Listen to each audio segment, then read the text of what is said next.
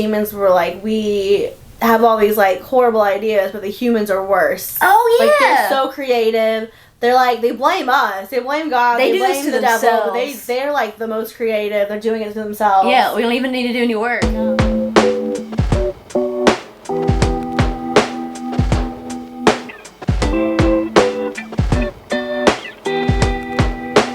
Start the timer. Okay. Oh, right with this. Are you kidding me? Is that a joke? Is it bad? I mean, no, I don't think it is. I think it's fine. I think it was worse when we were like It's there. right there, yeah. Yeah. Okay, It's going clouds. away. Clouds coming. Literally right when you record. Oh my god. That was I was funny. gonna film some B-roll too. That was funny. So just like Okay. Get Omens. Okay. Let me primp myself. Yeah, proper, proper. I hate wearing a bra, like falling down. Yeah, that's fair. Okay. Oh yes. Yeah, that's what I'm talking about. All right, I'm ready. Sweet. Welcome. Welcome to Fizz and Fiction. Yes, I'm Spencer, And I'm Kristen. and we welcome you to our little corner of the world, book world. Book world. Yes. We like to talk about books. Yep, and drink wine while we do it. Cheers to that. Cheers. Well, you're drinking something fancier than wine. Yes, right now I am drinking what we're calling a spring court spritz. You heard it here. Heard it here first. And it's basically a Hugo spritz, but we're book people. Yeah. So it's a spring court spritz. Thank you. Yeah, we redubbed it. No, What are you drinking? no biggie. Some Italian wine that I picked up at the store. Love Italy. Yeah, well, Suave Classico? I don't know. Suave classic. It was a white wine that wasn't a Pinot Grigio, and I was like, oh, let me try this. She's cultured. Yeah. Yep. Cultured. Yeah. Cheers to that. Mm-hmm. And so what are we talking about today, Spencer? Our book club book of the month, which was January. Good Omens. Yeah. Yes, so that's what we're going through today. If you haven't read it, just a little brief overview. It's about the end of the world. Armageddon. Light reading. Armageddon as we know it, but with a humorous twist. It's a demon and an angel working together to prevent Armageddon. Beautiful summary. Yeah, I feel like that's the gist of it. It is. I'd give it a 4.6. You know, I've never thought about doing like fractions until I joined this podcast. It was always like it's 1 through 5. Like there's no fractions. throwing But in I some. appreciate that. Well, it makes the difference between like because there's a lot of 4s I give out there, but some of them are better than others. Yeah, exactly. You gotta like have some like Differentiate. gradient on the scale, or otherwise it just doesn't mean as much. That makes sense. That makes sense. I think that like for me, I would say 3.5 then. Oh, okay. A little lower. Mm-hmm. I have not seen the TV show, and I think that might. I think that skew- biases me. Yeah. Honestly, because I saw the TV show before I read the book, and it is very similar. So I was just like, you were imagining that. yeah, I was like, I'm just reading the TV show right now. Yeah, and I think that like maybe if I had seen the TV show, it would have been easier for me to like enjoy it. Like I did enjoy it. It's very verbose. It's very different. Yeah. Yeah. And because there was almost times when I knew some of the background stuff that they were talking about. Yeah. And so I could almost kind of skim forward Because you knew where it was going already. to action. Yeah. That's fair. Yeah, there was. I found myself doing that. It's also written. There's no chapters. It's just like the days, Yeah. which makes reading. Like we've discussed this before. Like we read based on chapters. So we can, like, catch up on things. We like goals. Yeah, we're very goal oriented. We're goal-oriented people. So that was kind of hard too to like That's fair. to read through and be like, okay, I'm gonna set a page goal instead. Yeah, because I think the first 60-something pages are part of that first part. Yeah, and then, like the first couple parts are okay. I can like that's not bad. 60 pages isn't bad. Yeah. Then you get to that last bit, which is like 150 pages. Yeah. I had to split that up. That's fair. And I also think it really did help with the visual, even for that first part of the book where they do like the switching of the babies. Mm-hmm. Like, I had the visual in my head already from when they switch it. And so, because even in the book, the author kind of relayed, like, I'm going to slow it down a little bit.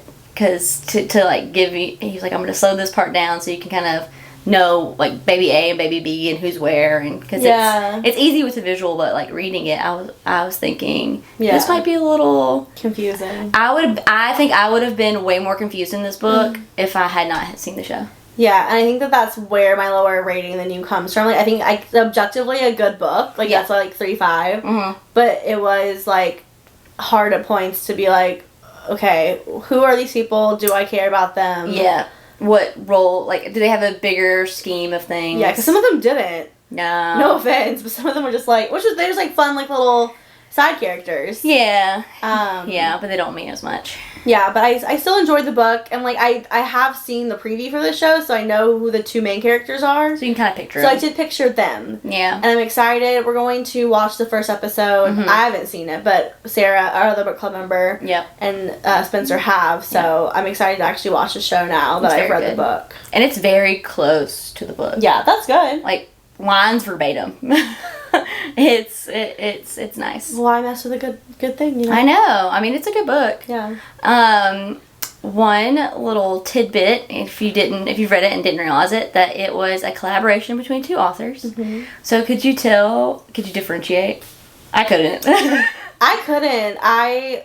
Which I don't know what their writing style was like if they, like... Exactly. Like, I know Neil Gaiman has, like, a lot of good books. Yeah. And so, but I don't think I've read any of them. So I think if I had, I might have been able to pick up on it. I've only read Norse mythology, which is, like, not one of his, like, storybook. I mean, they're telling the story of Norse mythology. Yeah. But it sounded like him, but I also... I don't know. Yeah, if you told me that this was written by one person, I'd be like, okay. Which is, like, how a lot of books are like that. Yeah. Like, I don't think it's, like, someone writing one chapter and another person writing another chapter. I think it would have been very interesting to see their process in writing this book together. Mm-hmm. Because it is such a intricate book. The way it's written is just so intricate. I want to say do they talk about it at the end? Did you read the afterward part? Oh, I didn't read I read the foreword. Yeah. I didn't read the afterward. It was, like, just them talking about each other. Oh. And it says, what was it like working with Neil Gaiman, Terry Pratchett? Terry Pratchett, yeah. Oh.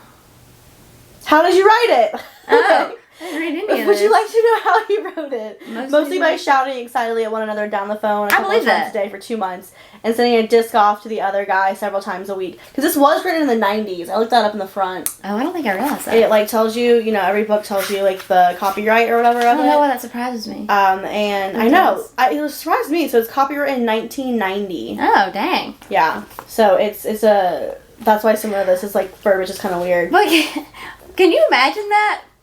Because they had to work they so talk close. about computers in this too. I know. Yeah. And so it's like, you couldn't just like probably text. Yeah.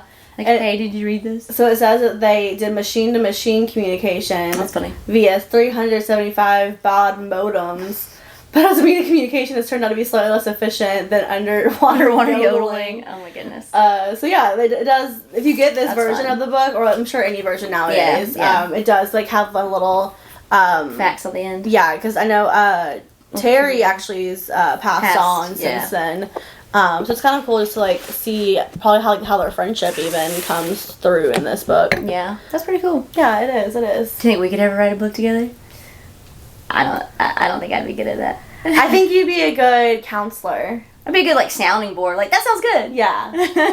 like I am writing a book. Oh, yeah. And like I think I would like show it to you eventually. Oh, yeah. And you could be like, Kristen, that doesn't make any sense. I would like nitpick, be like, this happened in chapter There's 1. There's a gaping hole here, Kristen. There's a plot hole. I'm good at picking out plot holes. And I would need that because sometimes I'm just like la-di-da. And so then in the acknowledgements, I will give you a shout out. Picked out the plot holes and went back. Thanks to Spencer. Yeah, exactly. I do like picking out plot holes. I do that in like movies and TV shows I watch. I don't. Oh, I do. I was watching Harry Potter yesterday and I was picking out all these like not even plot holes but just like differences. Oh, I've heard a lot of Harry Potter ones. Yeah. Like it's kind of like it's astonishing. I mean, it's a big world, but yeah. Back to Good Omens. Anyway, yeah. Favorite character. Ooh, a favorite character. I did really like Crowley. He's my favorite. I can't help He's my it. favorite. It's he's a demon, but he wants to like just enjoy life. Sure. Yeah, and what I think it comes through in the book too is that they do such a good job of making him not black and white. Yeah. And it's kind of, a theme in the whole book. They do the angel too. Yeah, but Crowley is more, I feel like, accepting of things can be good and evil. He's more human, honestly. If I had to say that. Yeah, his humanity, like, he has developed more humanity than Aziraphale. Because Aziraphale just likes all his fancy things.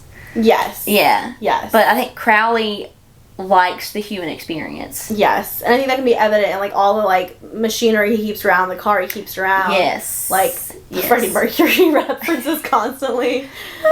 The little quips in this book are so funny, and it's some stuff that is like they're like throwaway things. They're just like they're not in the TV show. Aww. Like that when in the beginning when he's in the car and he's playing "It's the Best of Bohemian Rhapsody." Yeah, and the author makes a comment.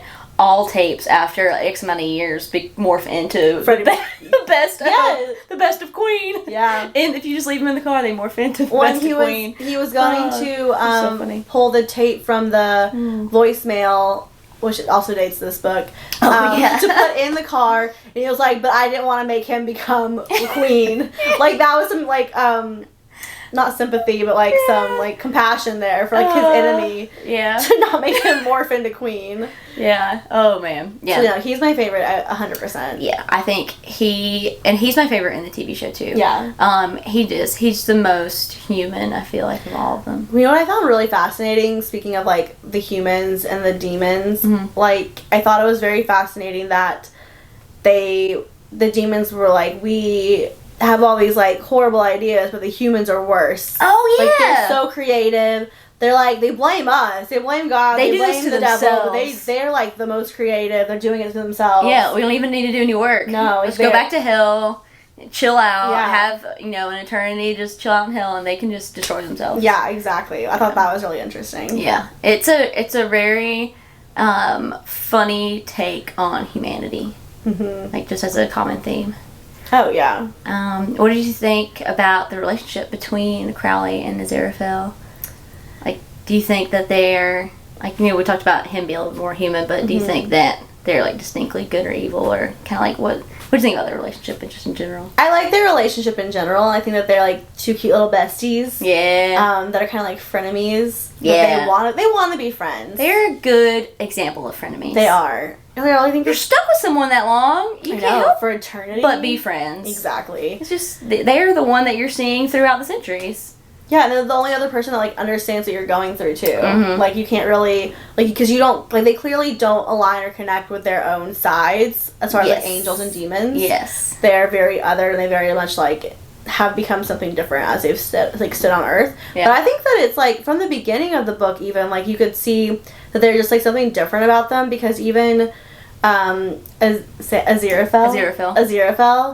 leaving his flaming sword. Oh yeah. For So you lost it? But he left it for them, didn't he? Yeah, he left it for him. Which is like, I'm sure God probably would have been pissed about that. Yeah, I just gave you the sword. But like from the very beginning, he was like, something's not right here. I want to help the humans. Yeah. Which I appreciate. Yeah, there's always that little nugget in both of them. Yeah. Of humanity. Humanity wins out.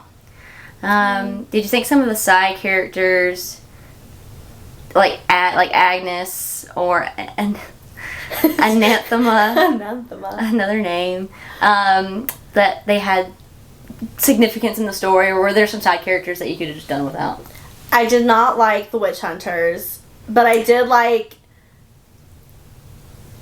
Is that the girl's name? What was the girl's name? Oh, her niece or her great. Yeah, her great. Oh my goodness. Yeah, figure that. Because I didn't like the witch hunter, but I liked Ness. Oh my gosh, what was her name? I can't remember her name. It's like in Newt. His name was Newt. I liked the Newt one, but I didn't like his boss guy. He seemed really annoying.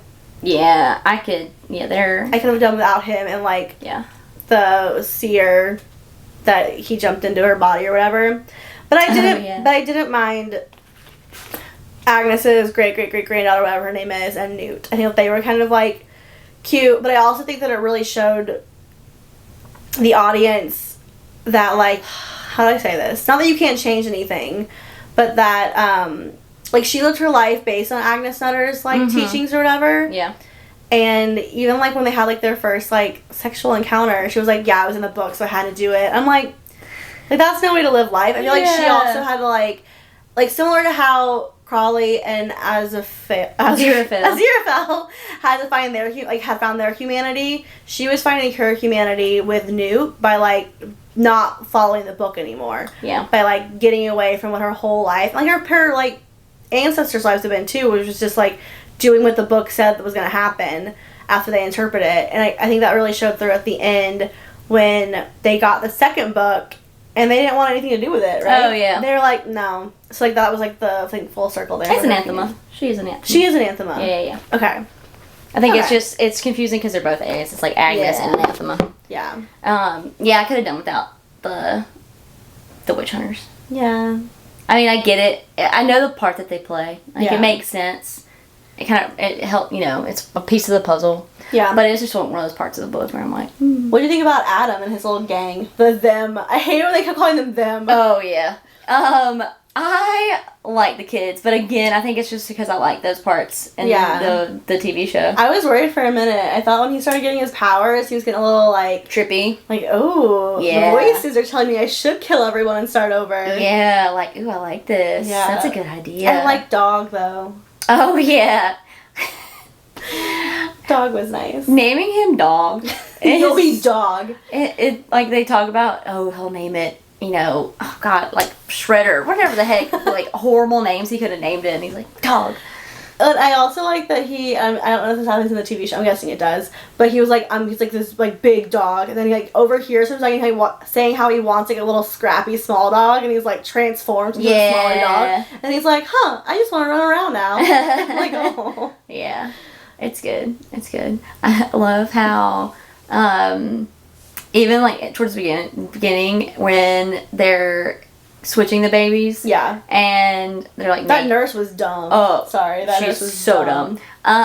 But naming him Adam, and the other baby got named Warlock. Well, because she was suggesting names. Yes. And she was, like... Some ridiculous names. What parent is like... Yeah, you should name your baby Warlock. And they did. And they did. And they ended up following that kid, like, through his little, like... That was funny. Prepubescent. Them, like, trying to, like, undermine everything that was happening. Yeah, like, don't listen to him.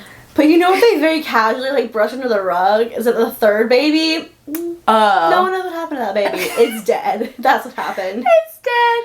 In the book, he's just... You can imagine that he went off and won all these awards and loved tropical fish. Yeah. You can imagine that. It's like when they said your dog went to the farm to live. Oh, yeah. That's what it felt like. Poor baby. Yeah. Not his fault. I know, but he got the short end of the stick. Yeah. Oh, man. But yeah, I think overall it was really good. Yeah. And I'm excited to watch the show. Because you even told me earlier that the show actually diverges from this after the first season, right? So, yeah, the first season is this book. Is that book, period? Yeah, period. Okay. And I think it just had such a good response. Yeah, they kept going. Because they do save the world, so there's more world to live for. Yeah, it's not all destroyed. It's not just, like, all up in hellfire or whatever. So, yeah, the second season's just... and, I actually don't think I've looked to see if Neil Gaiman... It's part of the writing. It's part of the writing. You can see. He very well might be. He's a busy man. Because the second season, I mean, people might not have liked it, but I liked it a lot. And there's going to be a third season. But, yeah. But the first season, and they could have just left it. Like, the first season is very good. It could have just stood alone. Game would adapt.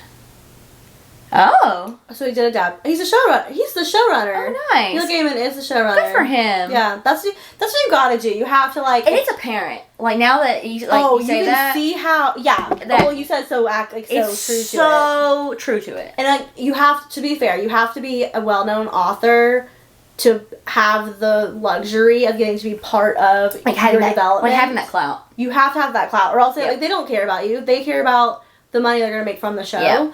But because he owns the rights and he can say no. Like most authors, like, don't have that luxury. They don't have that money. They're like, oh, we're going to change this. We need money. We need to, like, do this. So I think that it does show, because you've seen a lot of like shows, like Game of Thrones is a great example, where you can see where George R.R. Martin stops being part of the show. Yeah.